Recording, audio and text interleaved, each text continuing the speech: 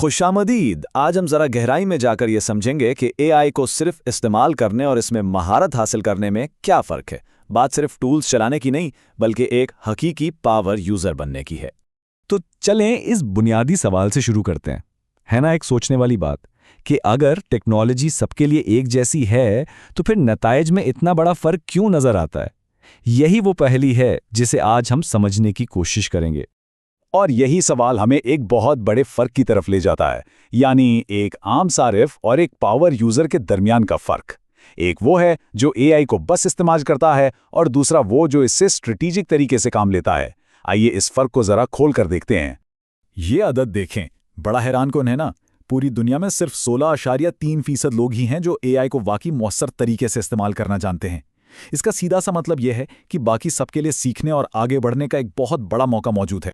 तो असल नुक्ता ये है, हकीकी महारत सिर्फ ये जानने से नहीं आती कि चैट जीपीटी कैसे इस्तेमाल करना है। नहीं, बल्कि ये उन बुनियादी तसव्वुरात को समझने से आती है जिन पर ये टेक्नोलॉजी चलती है। यानी ये इल्म और हुनर दोनों का एक ज़बरदस्त मिलाप है। अच्छा, इस सोच को और अच्छी तरह समझने के लिए तारीख से एक बेहतरीन मिसाल लेते हैं। इससे ये बिल्कुल साफ हो जाएगा कि एआई की दुनिया में असल वैल्यू कहाँ छुपी हुई है।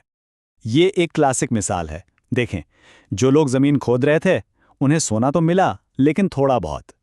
असल और मुस्तकिल दौलत तो उन लोगों ने बनाई जो कानकनी के लिए औजार यानी बेलचे और दूसरे सिस्टम फराहम कर रहे थे। और यही मिसाल एआई पे बिल्कुल ठीक बैठती है।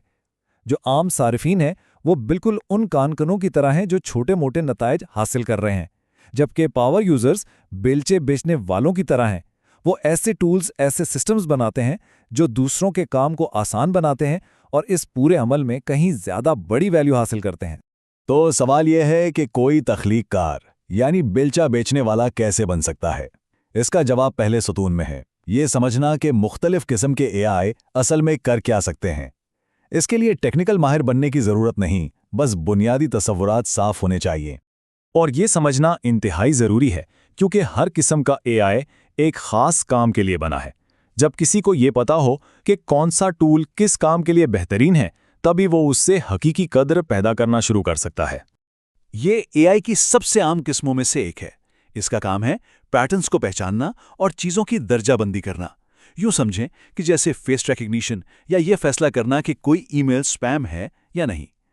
ये मौजूदा चीज़ों में से इंतखाब करता है। अच्छा, ये वो किस्म है जैसे आजकल ज़्यादातर लोग जानते हैं, जैसे कि चैट जीपीटी। ये अपने सीखे हुए डेटा की बुनियाद पर कुछ बिल्कुल नया बनाता है, चाहे वो कोई मजमून हो, कोड हो या फिर कोई तस्वीर। इसका सारा कमाल तख्लीक में है। और ये है एआई का मुस्तकबिल। एजेंटिक एआई सिर्फ जवाब नहीं देता, ये एक्शन लेता है, काम करता है।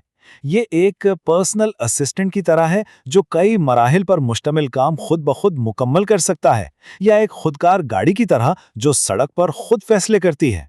ठीक है, तो अब जब हम इंजन को समझ चुके हैं तो अब दूसरे स्तून की तरफ चलते हैं, और वो है एआई के साथ मौसर तरीके से बातचीत करने का हुनर। यहां से अमली महारत का खेल शुरू होता है।